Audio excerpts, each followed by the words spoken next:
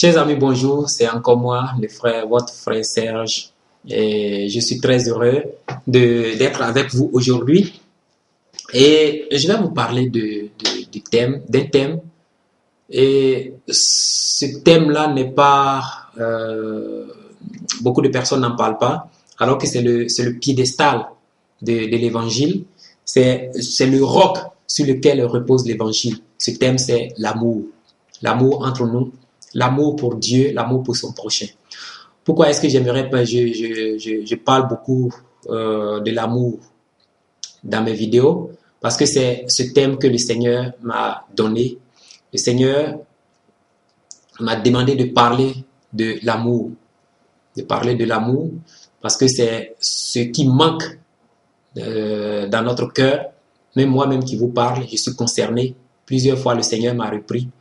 Et il m'a dit que c'est très important qu'on parle de l'amour, qu'on sache son amour, qu'on connaisse son amour et qu'on connaisse aussi l'amour qu'il a pour les êtres humains.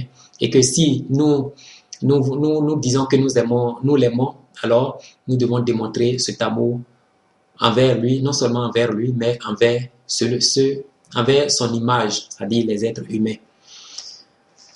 Dieu, dans son amour, dans Genèse, il a créé l'homme. L'homme était dans une harmonie parfaite avec la nature. L'homme était dans une harmonie parfaite avec son Dieu. Et la Bible dit même que Dieu l'a mis dans un jardin dans lequel il trouvait tout ce dont il avait besoin. Il y avait même dans le jardin l'arbre de vie qui prolongeait, je crois, dont les fruits donnaient la vie, qui prolongeait sa vie. Donc, dans le jardin d'Éden, l'homme avait la vie éternelle en lui. L'homme vivait en harmonie avec toute la nature. Mais, n'oublions pas que Dieu, dans son amour aussi, n'a pas fait l'homme comme une marionnette, mais il lui a donné la possibilité, la liberté, la possibilité de réfléchir, la possibilité de faire tout ce qu'il veut, tout ce qu'il voulait. Mais il lui a donné un commandement, c'est-à-dire que tu pourras manger de tous les fruits des fruits de tous les arbres qui sont dans le jardin, mais seulement de l'arbre de la connaissance du bien et du mal. Voilà ce que Dieu lui avait recommandé. Et donc, l'homme va vivre, Dieu va lui former une femme, et ils vont vivre ensemble dans la paix, dans l'harmonie, avec tout son entourage.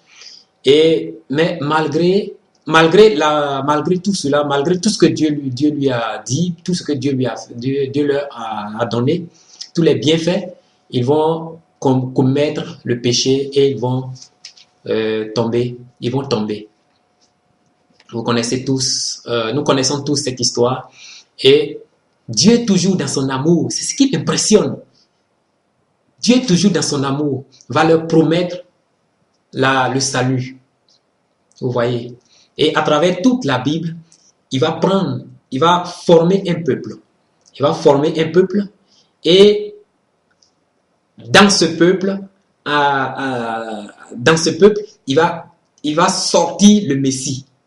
Voilà. Il va sortir le Messie qui sera Jésus-Christ, notre Seigneur, notre bien-aimé, qui nous a délivrés de la mort, qui nous a sauvés et qui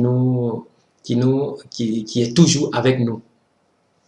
Et donc, le Seigneur, à travers toute la Bible, Dieu le Père va préparer la venue du Messie à travers les prophètes. Il va révéler les souffrances du Christ aux prophètes. Il va révéler la gloire de Christ aux prophètes. Et ceux-là vont vouloir savoir. Ils vont scruter les moments pour savoir à quel moment ce Fils de Dieu viendrait sur terre. Mais Dieu va leur dire que ce n'est pas à votre temps, mais vous recevez et pour d'autres personnes.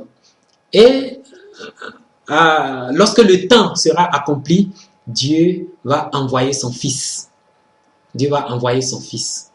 Et ce Fils, il va dégager une certaine lumière, une certaine gloire.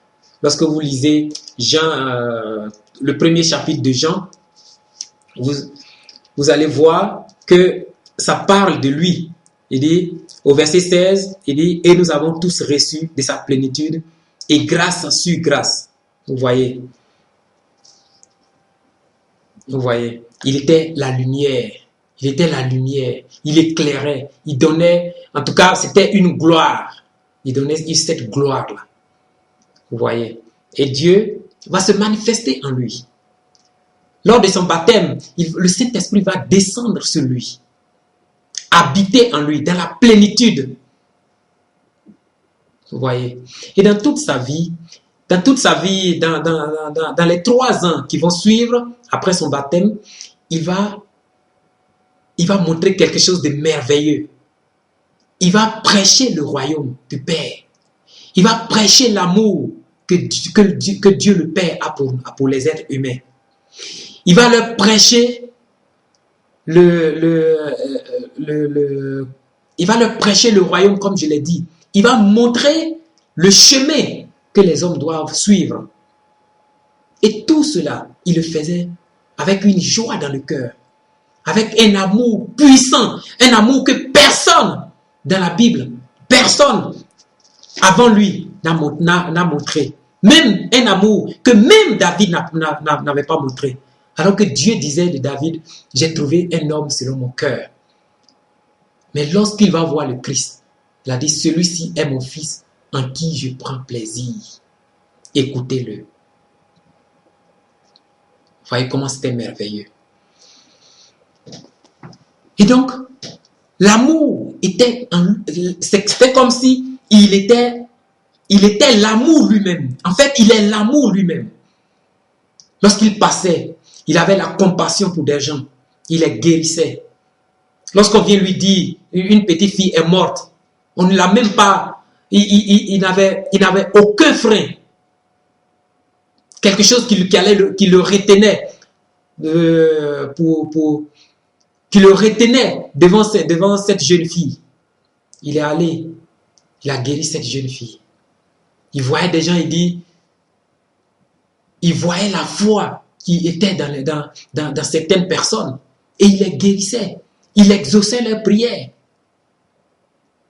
La Bible dit qu'il passait de ville en ville, de village en village, de campagne en campagne, pour annoncer le royaume, pour prêcher le royaume, la bonne nouvelle, pour apporter la réconciliation avec Dieu. Et la Bible elle-même dit que Dieu était en lui, réconciliant le monde avec lui-même. Lorsqu'il a vu cette femme pleurer pour son fils unique qui venait de mourir, la femme ne lui a même pas demandé quelque chose. Mais il y avait la compassion dans son cœur. Il avait la pitié pour cette femme. Et cet amour, cette pitié, constituait une force pour lui. Et lorsqu'il implora Dieu, Dieu exauça sa prière. Devant Lazare, la Bible disait que il avait même coulé des larmes lorsqu'il parlait avec Marie, la sœur de Lazare. Et cet amour se manifestait encore en lui. Il appelait Lazare qui était mort, il avait 4 jours. La pourriture, la corruption de la chair. Mais Lazare est sorti vivant. Est-ce qu'aujourd'hui nous pouvons faire tous ces genres de choses? Est-ce que nous pouvons réaliser ce que le Christ a fait pour nous? Avant de partir, il a prié Dieu pour ses frères, ses amis, les apôtres, les 12 disciples qui étaient devant lui, pour que Dieu leur donne l'amour. Parce que sans l'amour, comme dit Paul dans son épître, sans amour, nous ne sommes rien devant la face de Dieu. Ils ont reçu l'amour. Vous pouvez voir la vidéo que j'avais faite sur l'amour. Ils ont reçu l'amour. Et cet amour leur a permis de faire ce que le Christ a fait. Ils ont non seulement reçu la puissance, c'est-à-dire le Saint-Esprit, mais ils ont reçu une dose vraiment importante de l'amour de Dieu.